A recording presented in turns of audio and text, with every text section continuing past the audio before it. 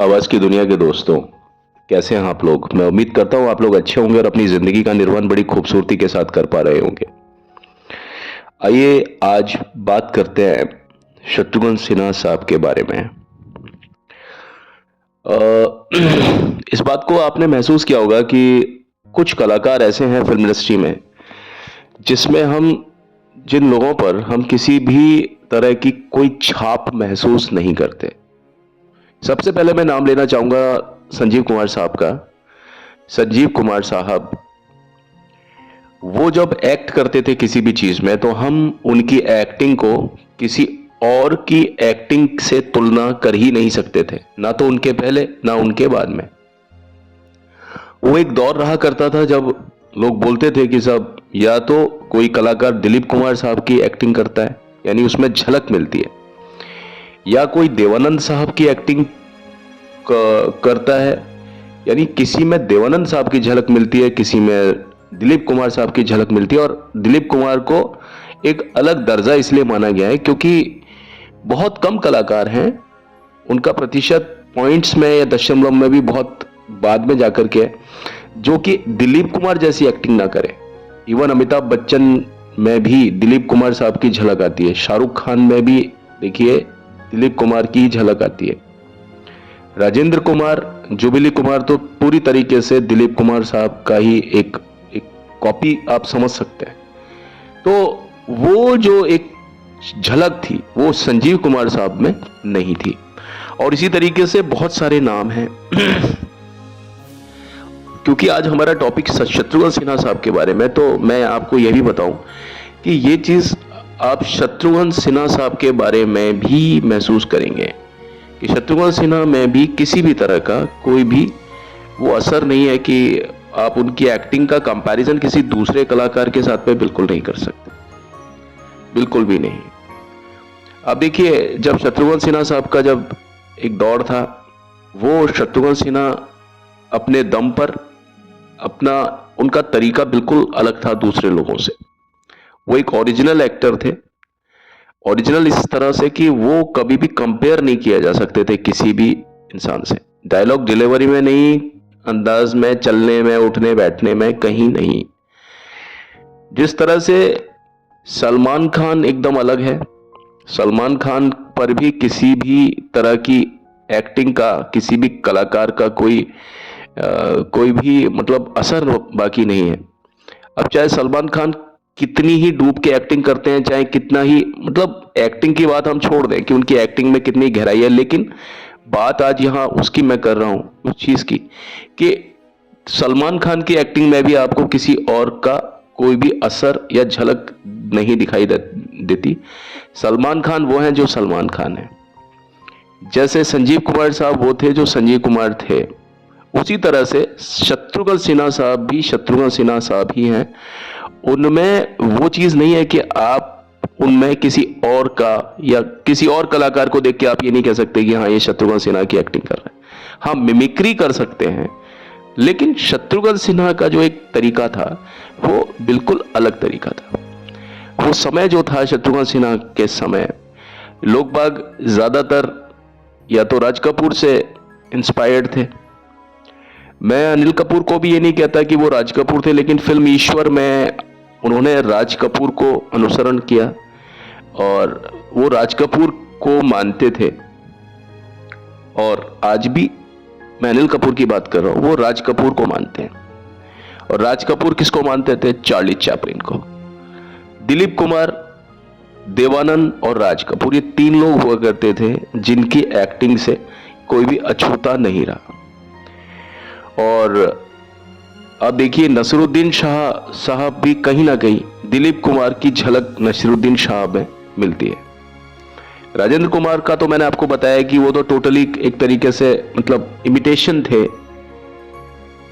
दिलीप कुमार साहब के, राजेंद्र कुमार जिन्हें हम जुबिली कुमार के नाम से जानते हैं।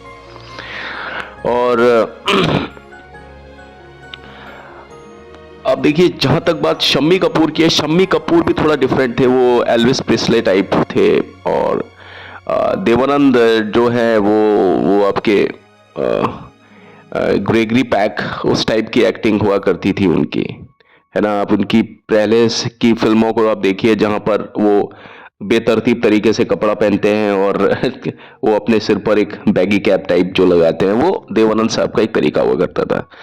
तो वो सारे मैनरिज्म थे जो बिल्कुल अलग अलग थे, लेकिन इन लोगों की कॉपी और लोगों ने की।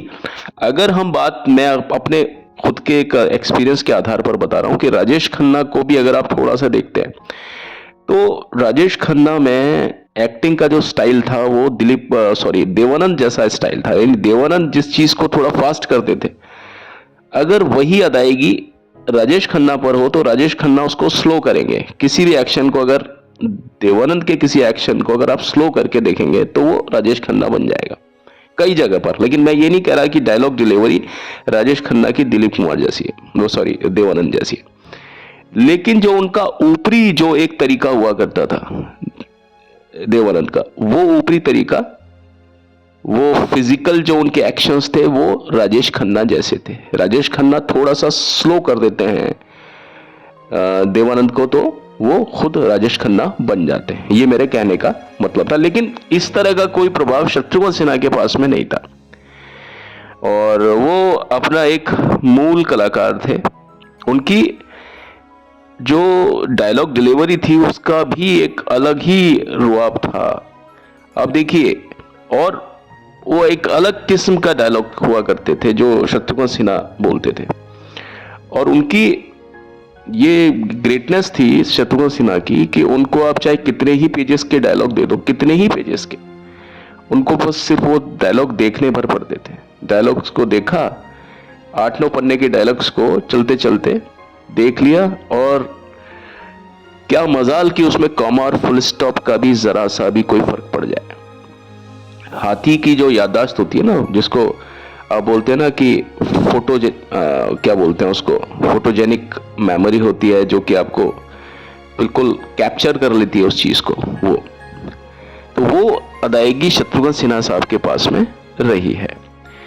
तो सलीम खान साहब जो हैं वो शत्रुघ्न सिन्हा के बहुत ज्यादा डाई हार्ड फैन रहे हैं इस चीज में। वो कई बार बोलते थे, कई फिल्मों में उन्होंने, सलीम खान ने शत्रुघ्न सिन्हा को रिकमेंड भी किया। जैसा कि मैंने आपको बताया कि काला पत्थर में सलीम खान ही थे जिन्होंने जोर दिया शत्रुघ्न सिन्हा को कि भाई आप इस फिल्म का हिस्सा बने। हम आपसे कह रहे हैं कि आप इस फिल्म का हिस्सा बने, चाहे आपको पैसा मिले चाहे नहीं मिले। उन्होंने यहां तक बोला कि मिले चाहे नहीं मिले आपको फीस, लेकिन आप इस फिल्म का हिस्सा बने, क्योंकि इतिहास जब भी कभी आपको आपकी कम से कम 4 या 5 फिल्मों से याद करेगा, उन फिल्मों में काला पत्थर एक होगी। और ये है, आज हम काला पत्थर के मंगल को नहीं भूल सकते, जैसे हम काला पत्थर के विजय पाल यानी अमिताभ बच्चन को नहीं भूल सकते। तो ये चीज तो सब थी शत्रुघ्न सिन्हा में, ये तो मानना पड़ेगा। जो बात राजकुमार में थी जानी, वही चीज शत्रुघ्न सिन्हा में भी थी पर्दे पर। तो वो थोड़ा सा जो था ना, लोग कहते हैं कि शत्रुघ्न सिन्हा अगर कहीं थोड़ा सा मिलता है फिर भी, तो राजकुमार के साथ में उनका थोड़ा सा एटीट्यूड मिलता है, लेकिन कॉपी नहीं है वो पूरा। आज मैं आपको यही बात करने के लिए सबने इस वीडियो को बनाया है कि शत्रुघ्न सिन्हा साहब किस किस की कॉपी हो सकते हैं, या कौन कौन शत्रुघ्न सिन्हा को कॉपी कर सकता है। तो कॉपी तो कोई नहीं कर सकता, लेकिन जो वो एक एरोगेंस जो उनके चेहरे पर दिखता है, या जो एरोगेंस जो राजकुमार के चेहरे पर दिखता है, या वो पहचाने जाते हैं, तो उस जगह पर जाकर के शत्रुघ्न सिन्हा और राजकुमार एक जैसे दिखते हैं कई बार। लेकिन फिर भी एक्टिंग में जमीन आसमान का फर्क है, डायलॉग डिलीवरी में जमीन आसमान का फर्क है। अब देखिए कि किस चीज ने शत्रुघ्न सिन्हा साहब को अलग किया दूसरे लोगों से। खास तौर पर उनके मूवमेंट पर जो वो डायलॉग बोलते हैं, वो आमतौर पर यह होता है कि जो डायलॉग बोले जाते हैं उसके कुछ शब्द होते हैं, कीवर्ड्स होते हैं, उन पर प्रेशर दिया जाता है। तेरी यहां आने की हिम्मत कैसे हुई? तो अब देखिए, हिम्मत जो है वो इस पूरे के पूरे कथन का एक कीवर्ड है कि अगर हिम्मत नहीं है इस पूरे वाक्य में, तेरी यहां आने की हिम्मत कैसे हुई, तो हिम्मत को अगर हटा देंगे तो ये पूरा जो सेंटेंस है ये डेड हो जाएगा। हिम्मत की जगह हमें हिम्मत ही लाना पड़ेगा। और जब हम हिम्मत शब्द बोलेंगे ना तो हमारे चेहरे पर वो एक अदायगी आएगी जो कि हिम्मत शब्द को परिणत करेगी। बिना उसका मीनिंग बताए हुए हिम्मत शब्द को इस तरीके से बोला जाएगा कि वहां दर्शकों को यह मालूम चल जाएगा कि हिम्मत का मीनिंग क्या हो सकता है। तेरी यहाँ आने की हिम्मत कैसे हुई, अगर मैं ऐसे बोलूंगा तो वो जमेगा। लेकिन शत्रुघ्न सिन्हा साहब अगर इस डायलॉग को बोलते हिम्मत को, तो वो अलग ही तरीके से बोलते। यानी वो हिम्मत शब्द पर जोर नहीं देते, वो हिम्मत शब्द से पहले जो शब्द है या हिम्मत शब्द के बाद में जो शब्द आएगा वहां पर जोर देते थे, और जो हिम्मत शब्द है उसको वो खाली छोड़ देते थे। मैंने आपको सिर्फ एक उदाहरण बताया है कि क्यों शत्रुघ्न सिन्हा साहब की जो डायलॉग डिलीवरी है वो बिल्कुल डिफरेंट है दूसरे लोगों से। जिस वर्ड पर जितना प्रेशर दिया जाना चाहिए वो प्रेशर एक तरीका होता है, लेकिन शत्रुघ्न सिन्हा अपने डायलॉग डिलीवरी में उस प्रेशर को शिफ्ट कर देते थे। जिस शब्द पर नेचुरली जितना प्रेशर देना चाहिए वो उस क्रम के साथ में छेड़छाड़ कर देते थे। जिस शब्द पर प्रेशर देना होता था बजाय वो उस शब्द के उसके पहले वाले शब्द पर प्रेशर दे देते थे या उसके बाद वाले शब्द पर प्रेशर देते थे। लेकिन पर्टिकुलर उस शब्द पर जिस पर नेचुरली, जिस पर प्राकृतिक तौर पर सभी और एक्टर्स प्रेशर देते थे, वो उस जगह पर प्रेशर देते ही नहीं थे। इसलिए उनकी जो डायलॉग डिलीवरी है वो थोड़ी डिफरेंट नहीं है, पूरी डिफरेंट है। और ये एक खास वजह थी कि लोग बाग उनकी तरफ एकदम से ध्यान जाता था, और हम लोग इसीलिए शत्रुघ्न सिन्हा साहब को स्क्रीन स्टीलर कहते हैं कि आप देख लीजिए उनका। अबे ओए, तो ओए वो बोलेंगे ना तो वो कुछ अलग तरीके से बोलेंगे। ओए मतलब ओए शब्द बोलने में जितना स्पेस चाहिए होगा उस स्पेस से वो शब्द ज्यादा चला जाएगा, है ना। यानी किसी भी शब्द को जब हम बोलते हैं तो उसका एक आकार होता है, उसकी एक अवधि होती है, तो उस आकार में भी वो चेंज करेंगे और उसकी जो अवधि होगी ना उसमें भी चेंज कर देंगे, तो वो डायलॉग सुनने में अलग ही लगेगा बिल्कुल। ऊपर से शत्रुघ्न सिन्हा का जो तरीका है, जो उनके हाव भाव है, जो उनकी आवाज है, जो उनके चेहरे की तलखियां हैं, वो चीज शत्रुघ्न सिन्हा साहब के अंदर ही है, इस कारण से क्योंकि उनकी डायलॉग डिलीवरी बिल्कुल डिफरेंट है। और इस चीज में शत्रुघ्न सिन्हा साहब इंडस्ट्री के एकमात्र ऐसे कलाकार हैं जिनका डायलॉग्स के ऊपर बिल्कुल अलग किस्म का उनका एक फॉर्मूला या फॉर्मुलेशन होता है। जो फॉर्मेटिंग है डायलॉग की वो बिल्कुल डिफरेंट है। डायलॉग्स वही है, लेकिन जहां पर स्ट्रेस देना है, जहां रिदम रखना है, जहां इंटोनेशन देना है नेचुरल, वो उस पॉइंट पर इंटोनेशन ना दे करके दूसरे शब्दों पर इंटोनेशन, स्ट्रेस, कॉन्टूर्स जो होते हैं उनके रिदम, यानी ये सारी चीजें होती है ना जो आपका फोनेटिक्स का पार्ट होती है ना। फोनेटिक्स में इंग्लिश फोनेटिक्स या कोई भी भाषा में, तो फोनेटिक्स पर काम करते हैं शत्रुघ्न सिन्हा साहब। अब ये देखिए बड़ी गजब की बात है कि वो सारी स्क्रिप्ट को पढ़ लेते हैं, 9-10 पन्ने कम से कम। कई बार हेमा मालिनी का इंटरव्यू में मैंने देखा, कई बार अलग अलग लोगों के। शत्रुघ्न सिन्हा साहब कई बार स्टेज मतलब अपने सेट पर लेट आए, लोगों ने कहा कि भाई लेट आ गए। ठीक है लेट आ गए, लेकिन एक बार उन्होंने स्क्रिप्ट ली और फटाफट बोलना शुरू। और वो कभी भी होमवर्क नहीं करते हैं किसी भी चीज का कि भाई उनके पास में स्क्रिप्ट रखी हुई है और वो रट रहे हैं उस स्क्रिप्ट को। नहीं, शत्रुघ्न सिन्हा कभी होमवर्क करते ही नहीं थे। स्क्रिप्ट नाम की चीज नहीं होती थी। सेट पर आते थे, देखते थे अपने डायलॉग, खत्म, छोड़ दिया स्क्रिप्ट, सीधा गए। हाथ में कभी भी उनके कोई कागज रहता ही नहीं था, बस वो देख लिया करते थे डायलॉग्स को, और जब वो डिलीवर करते थे तो क्या मजाल की डायलॉग का एक शब्द भी इधर से उधर हो जाए, अब चाहे वो कितने ही लंबे लंबे डायलॉग। और मेरे ख्याल में फिल्म इंडस्ट्री में सबसे लंबे डायलॉग्स शत्रुघ्न सिन्हा साहब के पास में ही है, सबसे लंबे डायलॉग्स। लेकिन उसके बावजूद भी शत्रुघ्न सिन्हा कभी भी किसी चीज से फंबलिंग नहीं होती है उनके, और बहुत अच्छी पकड़ है, बहुत अच्छी समझ है डायलॉग्स की। और यही कारण भी था कि अमिताभ बच्चन को शत्रुघ्न सिन्हा से थोड़ा सा एक इनसिक्योरिटी होती थी सब। ये चीज हमने भी महसूस की है, आपने भी देखा होगा कि अमिताभ बच्चन हैं बिल्कुल, लेकिन शत्रुघ्न सिन्हा के साथ में जब वो सीन में आते हैं तो भाई वहां पर अमिताभ बच्चन की अगर ओरिजिनलिटी को, मौलिकता को अगर कोई टक्कर दे सकता है तो वो शत्रुघ्न सिन्हा साहब की मौलिकता ही उनको टक्कर दे सकती थी। मैं आपको फिर बता दूं कि शत्रुघ्न सिन्हा साहब हरफन मौला कलाकार नहीं है कि वो रोमांटिक सीन नहीं कर पाएंगे उतने अच्छे जितने अमिताभ कर पाएंगे। वो गानों में हो सकता है वो चीज ना कर पाए, वो रोमांटिक एंगल ना दे पाए जो अमिताभ बच्चन दे सकते हैं। यानी अमिताभ बच्चन कॉमेडी से लेके, ट्रेजेडी से लेके, डांस से लेके सब बढ़िया कर सकते हैं। डांस बहुत अच्छा करते हैं अमिताभ बच्चन। शत्रुघ्न सिन्हा का वो उस तरह का कोई डांस का एटीट्यूड नहीं आ सकता। लेकिन जहां पर बात आए इस तरह की एक्टिंग में जो टक्कर होती है ना, जो एंग्री यंग मैन टाइप का, या जिसमें आपको पूरा का पूरा वेलर दिखाना होता है, रुआब दिखाना होता है स्क्रीन पर, और जो जो जिस तरह का कैरेक्टर उन्होंने मंगल का किया, जिस तरह से उन्होंने विश्वनाथ, कालीचरण और गौतम गोविंदा में किया या दोस्ताना में किया उन्होंने जो काम, उस तरह का।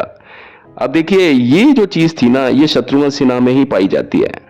अब आप उनको कुछ भी कहें, आप कुछ लोग बोलते हैं बिहारी बाबू और ये वो, अरे सब सब, लेकिन जहां बात एक्टिंग की आती है ना, पर्टिकुलरली उन फिल्म्स की बात कर रहा हूं, आप अगर देखिएगा इन फिल्म्स को, दोस्ताना में, या आप देखिएगा ये जो मैंने बताया इसकी बात करता हूं मैं, काला पत्थर में, आप हालांकि शान में भी दोनों थे लेकिन दोनों आमने सामने नहीं आए थे, बिल्कुल डिफरेंट था। आप देखिए कहीं पर भी ऐसा नहीं था कि शत्रुघ्न सिन्हा और अमिताभ बच्चन के बीच में कहीं कोई संवाद चल रहा है। उस फिल्म में शशि कपूर थे, शशि कपूर के साथ में अमिताभ बच्चन का बराबर संवाद होता था, जो पात्र थे वो बोलते थे, लेकिन अमिताभ बच्चन के साथ में उसमें शत्रुघ्न सिन्हा का वो नहीं था, एक केमिस्ट्री नहीं था।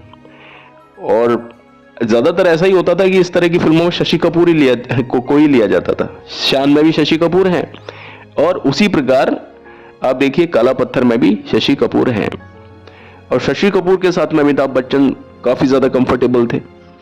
आप देखिए नमक हलाल में भी शशि कपूर हैं, कई फिल्म्स में शशि कपूर के साथ में अमिताभ बच्चन बहुत ज्यादा कंफर्टेबल हैं और वास्तव में थे, उनकी केमिस्ट्री लगती थी, आप देखिए। लेकिन ये कंफर्टेबिलिटी शत्रुघ्न सिन्हा के साथ में अमिताभ बच्चन की बैठी नहीं थी।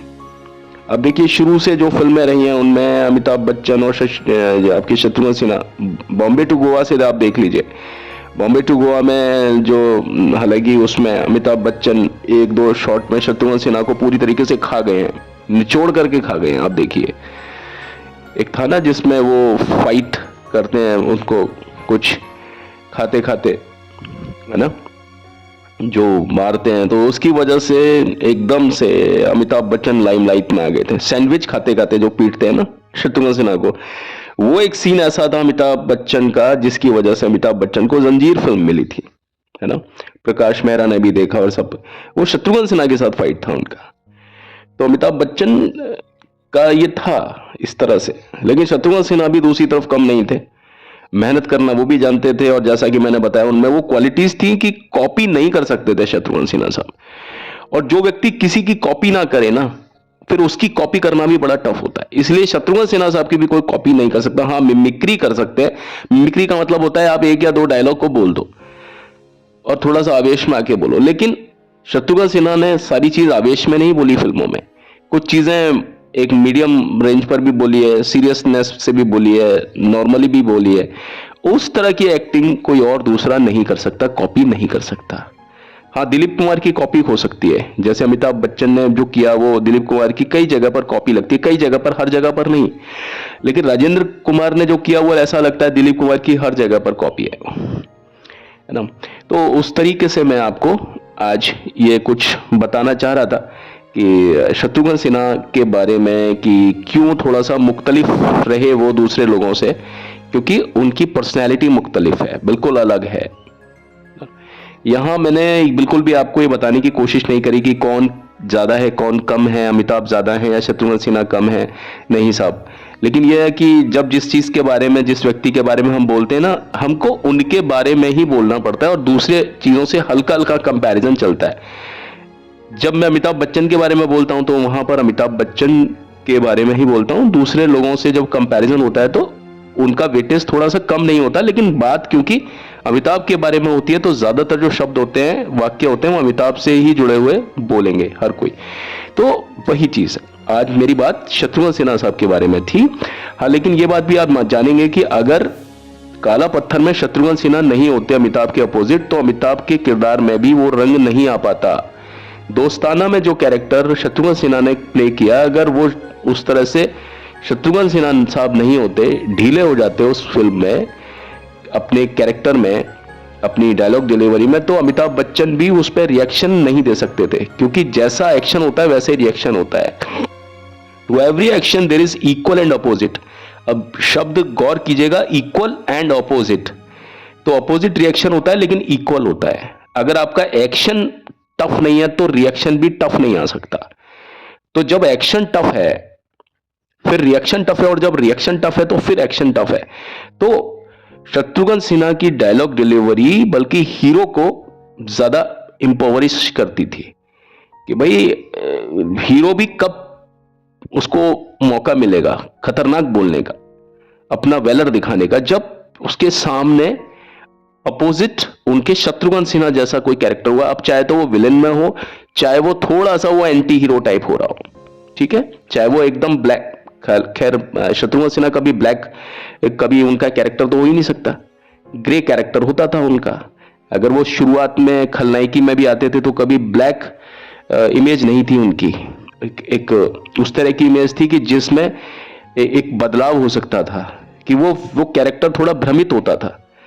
मतलब एक विलेन है, एक कैरेक्टर है जो थोड़ा सा विलेनी है, जिसमें थोड़ा सा भ्रम है। अगर हम उस भ्रम को हटाएंगे, उस गलतफहमी को दूर करेंगे, तो वो व्यक्ति लास्ट में जाकर के हीरो का हाथ मिला लेगा। शत्रुघ्न सिन्हा के साथ में इस तरह के कैरेक्टर्स हुआ करते थे, यानी इस तरह से वो विलेन होते थे।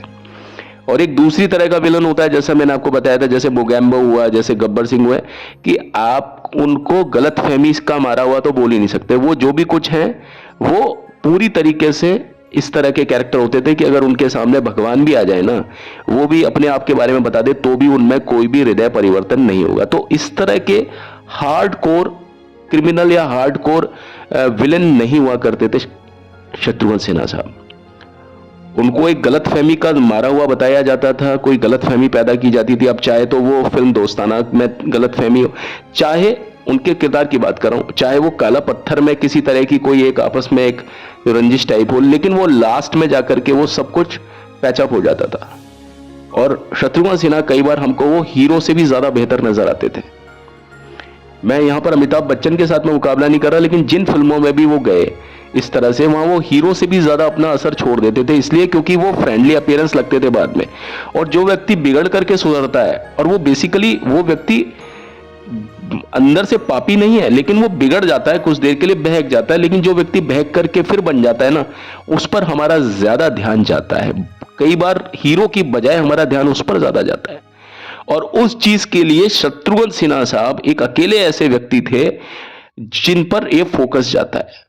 कई बार मैं इसमें विनोद खन्ना साहब को भी शामिल करूंगा, लेकिन मैं आज बात क्योंकि शत्रुघ्न सिन्हा की कर रहा हूं, तो शत्रुघ्न सिन्हा इस तरह के रोल में पूरी तरीके से जमते थे, फपते थे। मेरे ख्याल में उनसे ज्यादा कोई इस चीज में काम कर नहीं सकता था। जब वो स्क्रीन पर आते थे तो लगता था कि सिचुएशन संभाल लेंगे, मार देंगे सामने वाले को। उनका प्रोजेक्शन भी बहुत खतरनाक हुआ करता था। हाँ, अमिताभ बच्चन का तो बहुत टफ प्रोजेक्शन था कि जो भी कोई काम वो ऑन स्क्रीन करते थे, ऐसा लगता था कि ये मार देंगे। अगर उन्होंने कोई पिस्टल भी पकड़ा हुआ अमिताभ बच्चन ने, तो लगता था कि सामने वाले मरेगा, मर के रहेगा। अब सामने चाहे 1 हो, चाहे 10 हो, चाहे 100 हो, चाहे 1000 हो, अमिताभ अकेला टफ लगता था। और वही चीज शत्रुघ्न सिन्हा में भी थी कि उनका प्रोजेक्टाइल बहुत जबरदस्त होता था। जो वो किरदार करते थे, लगता था ये कर देगा इस चीज में, वो लल्लू नहीं लग रहा, फिट हो रहा है उसके ऊपर। अब चाहे तो वो डकैत का हो, चाहे वो भागा हुआ मुजरिम हो, चाहे कोई भी कलाकार हो, तो लगता था कि भाई शत्रुघ्न सिन्हा है कुछ। पर्दे पर जान डाल देते थे वो जिस भी कैरेक्टर में आते थे। चलिए, आज के वीडियो में बस इतना ही, और अगले वीडियो में मैं आपके समक्ष फिर से किसी और कलाकार के बारे में बात करूंगा। जाने से पहले बस मेरी आपसे वही रिक्वेस्ट है कि प्लीज़ मेरे चैनल को लाइक, शेयर, सब्सक्राइब कीजिएगा। प्लीज़ प्लीज़ प्लीज़, आप हमारे भगवान हैं, हम आपके भक्त हैं। इस कायदे से, इस रिवाज के वजह से भी प्लीज़ आप मेरे चैनल को प्लीज़ सब्सक्राइब ज़रूर कर दें, बेल आइकन को दबा दें और मेरे कल की वीडियो का इंतज़ार करें। Thank you and have a nice day. भगवान आपको खुश रखे, आबाद रखे, मस्त रखे। Bye bye, take care.